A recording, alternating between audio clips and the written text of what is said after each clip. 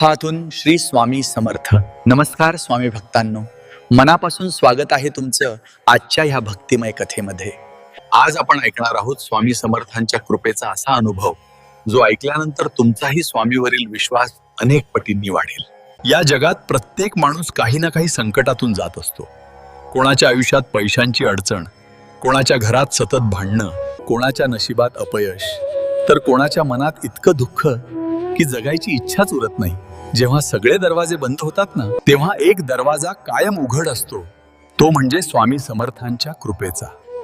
अक्कलकोटच्या भूमीत प्रकट झालेले श्री स्वामी समर्थ हे केवळ संत नव्हते, तर लाखो भक्तांच्या जीवनाला दिशा देणारे दैवत होते. स्वामी कोण होते, कुठून आले, त्यांचा जन्म कधी झाला, याचं उत्तर आजही कोणाकडे नाही. पण एक गोष्ट मात्र पूर्ण जग मान्य करतं, जिथे श्रद्धा आणि विश्वास असतो तिथे स्वामी स्वतः धावून येतात. स्वामींच्या दरबारात राजा आणि गरीब यांच्यात कधीच फरक नव्हता. जो भक्त मनापासून त्यांच्या चरणी आला त्याला स्वामींनी कधीच रिकाम्या हाताने पाठवलं नाही. एकदा अक्कलकोटमध्ये गणू नावाचा एक गरीब माणूस राहत होता. अतिशय प्रामाणिक, कष्टाळू, पण नशीब मात्र सतत त्याची परीक्षा घेत होतं. घरात आई आजारी, बायको चिंतेत. गणू रोज काम शोधायला बाहेर पडायचा, पण संध्याकाळी रिकाम्या हातानेच घरी यायचा.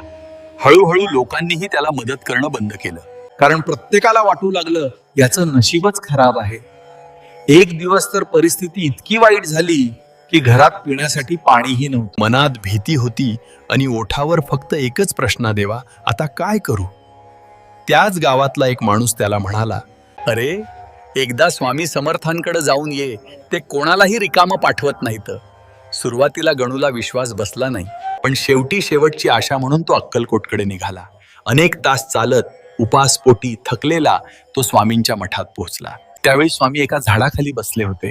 भोवती अनेक भक्त, कोणी नामस्मरण करत होतं, कोणी स्वामींच्या चरणी डोकं ठेवून रडत होतं. गणू दूर उभा राहून स्वामींकडे पाहत राहिला. त्याच्या मनात विचार आला, हे खरंच माझं दुःख दूर करतील का. तेवढ्यात स्वामी अचानक मोठ्या आवाजात म्हणाले, अरे गण्या, इतका उशीर का केला रे यायला. हे ऐकताच गणू थरथर कापू लागला, कारण त्याने स्वतःचं नाव कोणालाच सांगितलं नव्हतं. तो धावत जाऊन स्वामींच्या चरणी पडला आणि जोर जोरात रडू लागला, स्वामी मी संपलोय. घरात अन्न नाही, काम नाही, आई आजारी आहे, माझ्याकडून आता काहीच होत नाही. स्वामी शांतपणे त्याच्याकडे पाहत होते. काही वेळाने स्वामी म्हणाले, भिऊ नकोस, तुझ्या घरात अन्नही येईल आणि सुखही येईल, फक्त श्रद्धा सोडू नकोस. स्वामींनी बाजूला पडलेला एक नारळ त्याच्या हातात दिला आणि म्हणाले, जा, उद्यापासून तुझं नशीब बदलेल.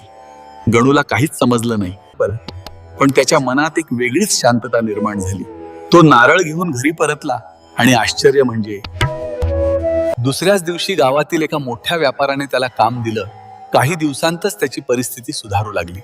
आईची तब्येत बरी झाली, घरात अन्न येऊ लागलं आणि अनेक वर्षांनी त्या घरात आनंद परत आला. गणूला एक गोष्ट समजली, जिथे माणसाची आशा संपते तिथून स्वामींची कृपा सुरू होते.